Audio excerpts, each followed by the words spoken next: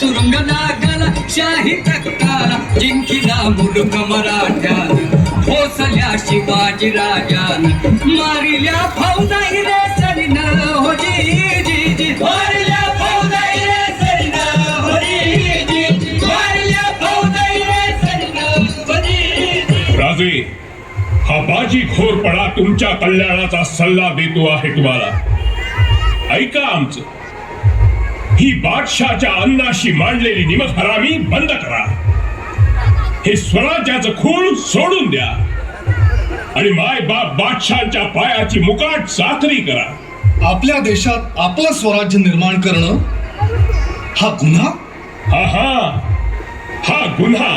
या द्राखा राजे उद्या भोसल्यांच्या घरादारावरून नांगर फिरेल आणि हजरत बादशाहच्या हुकमावरून कदाचित ती कामगिरी आम्हालाच करावी लागेल आणि आम्ही ती करू. एकदा माणसांची मन मेली की उरतात फक्त जिवंत प्रेत. बस, अजूनही बादशाहचा हुकूम ऐका, आमचा सल्ला ऐका. आम्ही हुकूम ऐकतो फक्त आमच्या आऊसाहेबांचा आणि सल्ला ऐकतो आमच्या राणीसाहेबांचा. मग स्वारींना आमचा एकच सल्ला आहे. राजकारणातला? अंतःकरणातला. हा, बोला बोला राणीसाहेब. म्हटलं निदान एखाद वेळी तरी स्वारींनी आमचा सल्ला ऐकावा. एकदाच काय, जन्मभर. एक जन्मच काय, 7 जन्म. पुरे पुरे ऐकेल कुणी. काय शोधता आहात राणीसाहेब? काय बाई चमत्कार तरी. या बुद्धिबळाच्या डावात राजा आहे, प्रधान आहे, हत्ती आहे, घोडे आहेत, वाकडा चालणारा उंट सुद्धा आहे, पण राणी नाही.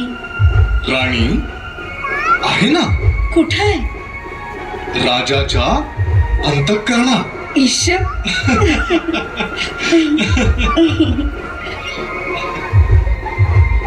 खात झाला महाराज, खात झाला. बाजी घोरपड्यानं महाराजासनी दगाबाजीनं कैद केलं आणि आपलं साम्राज्य मारून काढाया बादशाहानं फौज सोडली. शाही फौजनं भीमथडी ओलांडली महाराज.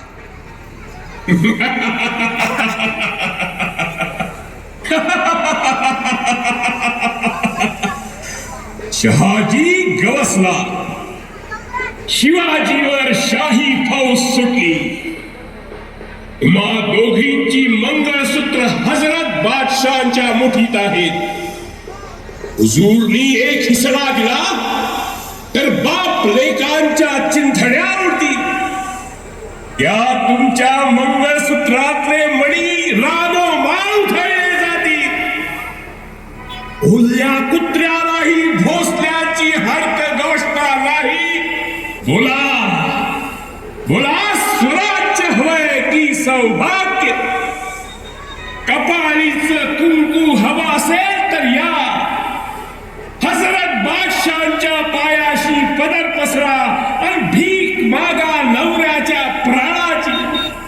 शाही फौज आली, जेजुरी ओलांडली.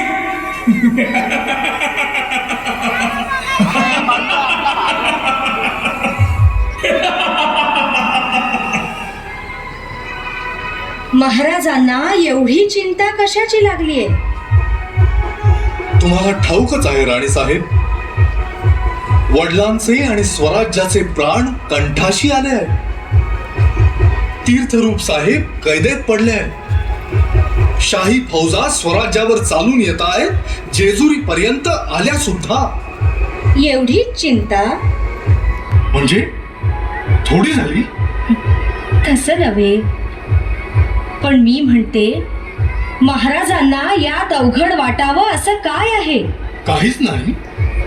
वडिलांना वाचवायचं असेल तर स्वराज्य बुडवावं लागतंय. स्वराज्य वाचवायचं असेल तर वडील मारले जाणार. काय वाचवायचं, वडील की स्वराज्य? दोन्हीही तीर्थरूपच, मग दोन्हीही वाचवायचे. महाराजांना काय अशक्य आहे? आणि महाराज हे करता करता मरण प्राप्त झालं तरी त्यात वाईट ते काय? राणी साहेब, माय भवानीनं माझ्या हाती वज्रचुडे घातले, पण तसा प्रसंग आलाच तर हळदी कुंकवाच्या सड्यावरून आपल्या पाठोपाठ ही सई चितेवर चढेल. स्वारींना माय भवानी उदंड उदंड यशच देईल. आणि म्हटलं, महाराज महाराज. काही म्हणालात राणी साहेब? आणि म्हटलं, महाराजांनी असा डाव टाकून पहावा. कसा? असा, शहाला काट शह महाराज. शत्रूचा जो शत्रू तो आपला मित्र. राणी साहेब, हे हिंदवी स्वराज्य व्हावं ही तो श्री जगदंबेची इच्छा.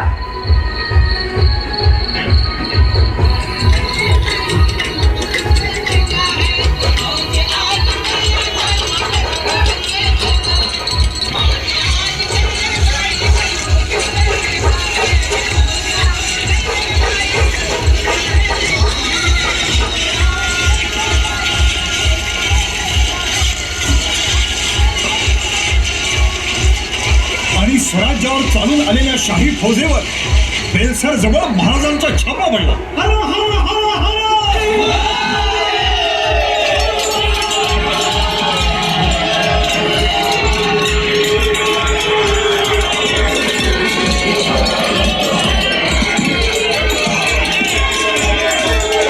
महाराजांचा प्रचंड विजय झाला. शाही फौज उधळली गेली. आदिलशहाला शहाजीराजांची सुटका करावीच लागली. शहाजीराजे सुटले, स्वराज्यही बचावलं. महाराजांची आसमानी फतेह झाली आणि महाराजांची झडप आदिलशाही मुलखावर पडली.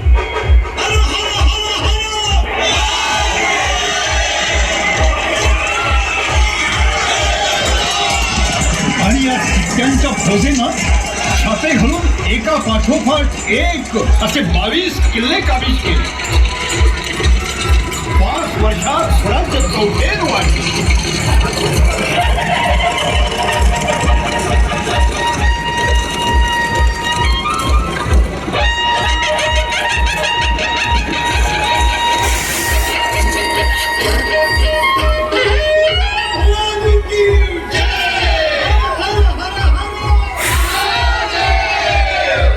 शाबास मर्दांनो, शाबास. आता थांबायला आणि थपकायला सवडच नाही. सिंधू नदीच्या उगमापासून ते कावेरीच्या पैलतीरापर्यंत पसरलेल्या या साऱ्या हिंदवी मुलखाचं स्वराज्य करायचंय आपल्याला. अहत्तंजावर ते तहत पेशावर श्रींचं राज्य, हिंदवी स्वराज्य.